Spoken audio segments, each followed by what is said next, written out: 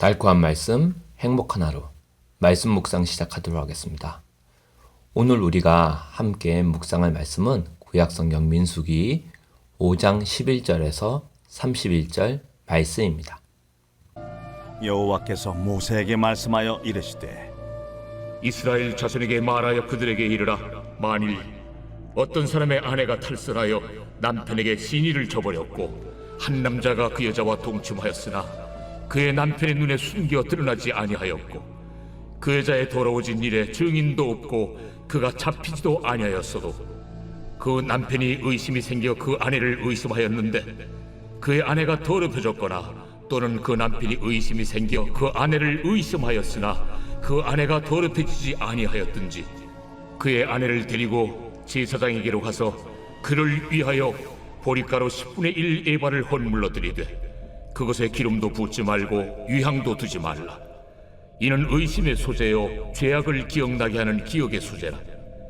제사장은 그 여인을 가까이 오게 하여 여호와 앞에 세우고 토기에 거룩한 물을 담고 성막 바닥에 티끌을 취하여 물에 넣고 여인을 여호와 앞에 세우고 그의 머리를 풀게 하고 기억나게 하는 소재물 곧 의심의 소재물을 그의 두 손에 두고 제사장은 저주가 되게 할 쓴물을 자기 손에 들고 여인에게 맹세하여 그에게 이르기를 내가 내 남편을 두고 탈선하여 다른 남자와 동침하여 더럽힌 일이 없으면 저주가 되게 하는 이 쓴물의 해독을 면하리라. 그러나 내가 내 남편을 두고 탈선하여 몸을 더럽혀서 내 남편 아닌 사람과 동침하였으면 제사장이 그 여인에게 저주의 맹세를 하게 하고 그 여인에게 말할지니라. 여호와께서 내 넓적다리가 마르고 내 배가 부어서 네가 내 백성 중에 저주거리 맹세거리가 되게 하실지라. 이 저주가 되게 하는 이 물이 내 창자에 들어가서 내 배를 붓게 하고 내 넓적다리를 마르게 하리라 할 것이요 여인은 아멘 아멘 할지니라. 제사장이 저주의 말을 두루마리에 써서 그 글자를 그 쓴물에 빨아놓고 여인에게 그 저주가 되게 하는 쓴물을 마시게 할지니 그 저주가 되게 하는 물이 그의 속에 들어가서 쓰리라. 제사장이 먼저 그 여인의 손에서 의심의 소재물을 취하여 그 소재물을 여호와 앞에 흔들고 제단으로 가지고 가서 제사장은 그 소재물 중에서 한 쿰을 취하여 그 여자에게 기억나게 하는 소재물로 제단 위에 불사르고 그 후에 여인에게 그 물을 마시게 할지라. 그 물을 마시게 한 후에 만일 여인이 몸을 더럽혀서 그 남편에게 범죄하였으면 그 저주가 되게 하는 물이 그의 속에 들어가서 쓰게 되어 그의 배가 부으며 그의 넓적다리가 마르리니 그 여인이 그 백성 중에서 저주거리가 될 것이니라. 그러나 여인이 더럽힌 일이 없고 정결하면 해를 받지 않고 임신하리라. 이는 의심의 법이니 아내가 그의 남편을 두고 탈선하여 더럽힌 때나 또는 그 남편이 의심이 생겨서 자기 아내를 의심할 때에 여인을 여호와 앞에 두고 제사장이 이 법대로 행할 것이라. 남편은 무죄할 것이요 여인은 죄가 있으면 당하리라. 오늘 말씀은 민수기에서 처음으로 여성에 대한 규례를 소개하는 본문입니다. 그리고 그 중에서도 특별히 부부관계에 대한 이야기가 나와 있습니다.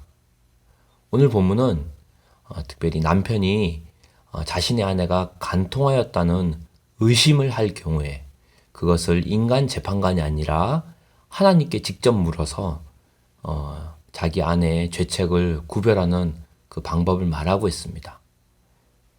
11절에서 14절 말씀 보면 일명 의심의 소자라고 부르는 본문입니다.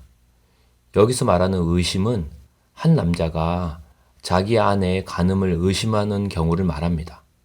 그리고 소제는 하나님께 곡식가루를 드리는 제사를 말합니다. 사실 이스라엘 공동체에서 가장 기초단위인 가정, 그 중에서도 남편과 아내 사이의 성적인 부정을 잘 처리함으로써 공동체의 정결을 유지하는 것은 굉장히 중요한 일이었죠. 그런데 이 말씀을 오늘날 현대인의 눈으로 보게 되면 단순히 남편의 의심만으로 여성을 재판하는 과정이 상당히 불편하게 다가오는 것도 사실입니다. 사실 역사적 관점에서 보면 고대 근동에서 여성의 지위는 많이 낮았습니다.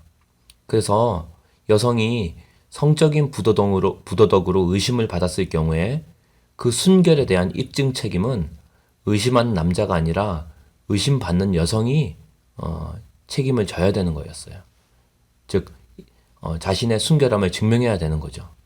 그러다 보니 여자에게 많이 불리한 상황이었습니다. 그런 시대적인 배경 속에서 무작정적인 그런 남편의 의심으로부터 여성을 보호하기 위해서 하나님이 주신 최소한의 안전장치가 바로 오늘 나오는 민수기 5장 의심의 소재에 대한 규례라고 볼 수 있겠습니다. 14절에 보면 남편이 질투하며 의심을 품는 두 가지 경우가 나와 있어요. 첫째는 실제로 어떤 사람의 아내가 탈선해서 남편에게 신의를 저버렸을 때 그것을 남편이 입증할 수 없는 상황. 그리고 두 번째는 실제로 어떤 사람의 아내가 바람을 피웠는지 확실하진 않지만 그것을 남편이 의심할 경우, 어떻게 보면 참 의처증 같은 상황이죠. 그래서 그것을 이제 해결하는 방법이 15에서 28절이죠. 그래서 의심의 소재를 드리게 됩니다. 그 드린 절차가 나와 있는데요. 일단 남편은 자기가 의심하는 또 의심스러운 그 아내를 데리고 제사장에게 데려갑니다. 그리고 남편이 보리가루의 소재물을 준비합니다. 이걸 의심의 소재 혹은 기억의 소재라고 부르죠. 그리고 제사장은 거룩한 물을 토기에 담습니다. 아마 그 거룩한 물은 물두멍에 있는 물이 아닐까 이제 생각이 드는데요. 어쨌든 그리고 그 물에다가 성막 바닥에 있는 흙을 섞습니다. 그리고 제사장이 저주의 말을 두루마기에 써서 그 물에 빨아 넣지요. 그리고 19에서 24절 말씀 보면 이제 맹세의 시간이 나옵니다. 제사장이 그 아내의 머리를 풀게 하고요. 그 다음에 그 저주가 되게 할 물을 여인으로 하여금 스스로 들고 여인이 저주의 말로 맹세하게 합니다. 예를 들어 이런 거죠. 내가 진짜 하나님과 남편 앞에서 간음을 행했거나 남편에 대해서 성적으로 부도덕했다면 하나님 앞에서 나는 그 저주를 받을 겁니다. 이런 식으로 저주의 말을 맹세하게 하는 거죠. 그리고 그 여인이 맹세를 한 이후에 자기가 의심당하고 있는 일에 실제로 무죄하다면 저주가 되게 하는 그 쓴물이 아무런 해를 여자에게 끼치지 못합니다. 하지만 만약 남편을 두고 탈선해서 실제로 간음을 행했다면 결국 그 맹세한 대로 저주를 당하게 된다고 성경은 말하고 있습니다. 하나님께서 그 여인의 넓적다리가 마르고 배가 붓게 하실 거라 이렇게 되어 있어요. 이 넓적다리와 배는 실제로 넓적다리와 배가 부을 수도 있겠지만 아마도 그 여자의 성기와 자궁을 완곡하게 표현한 것일 수도 있습니다. 그래서 실제 간음을 행했다면 그녀는 성기와 자궁이 하나님으로 저주와 심판을 받아서 나아가 출산을 하지 못하게 되는 그런 심판을 당한다는 거죠. 특별히 고대 근동에서는 아내가 의심받을 때 그녀를 보호할 장치가 없었어요. 그냥 남편이 의심하면 무조건 유죄가 되는 거죠. 증거가 없어도요. 하지만 하나님께서는 당시의 그런 시대 상황 속에서 사회적 약자인 아내가 남편의 부당한 의심에서 보호받을 수 있는 최소한의 안전장치를 이렇게 민수기의 율법에 의심의 소재로서 남겨놓은 거예요. 하나님이 직접 보호하실 수 있도록.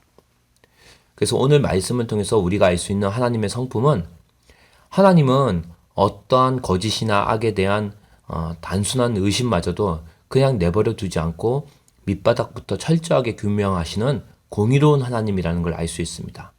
그리고 특별히 관계, 그 중에서도 부부 관계에서의 의심은 사실 두 사람과의 두 사람의 사이에 사랑의 관계에 정말 치명적이죠. 그래서 하나님께서는 배우자가 상대방의 질투 앞에서 검증을 받음으로써 더욱 온전해질 수 있도록 이런 말씀을, 이런 장치를 만드셨습니다. 이제 하나님과 우리와의 관계도 마찬가지입니다. 하나님은 사랑의 하나님이지만 동시에 질투하시는 하나님이에요. 우리는 그 질투하시는 하나님 앞에 순결함으로 우리의 사랑의 신실함을 증명해야 되는 거예요. 우리 마음에 우상을 품고 세상을 품고 죄를 품고는 하나님의 사랑을 온전히 감당해낼 수가 없다는 거죠. 물론 하나님께서는 십자가로서 우리를 향한 자신의 무조건적인 사랑을 증명해 주셨습니다. 바라기는 우리들 역시 나를 힘들게 하는 지체들, 나를 의심하는 지체들, 하나님께서 나에게 맡겨주신 영혼들을 오래 참는 사랑으로 품음으로써 주님을 향한 우리의 사랑을 증명하기를 원합니다. 그래서 오늘도 또 이번 한 주도 신실함으로 하나님 말씀에 순종하여 복음 일상 선교의 귀한 하루가 되기를 주님의 이름으로 축원합니다.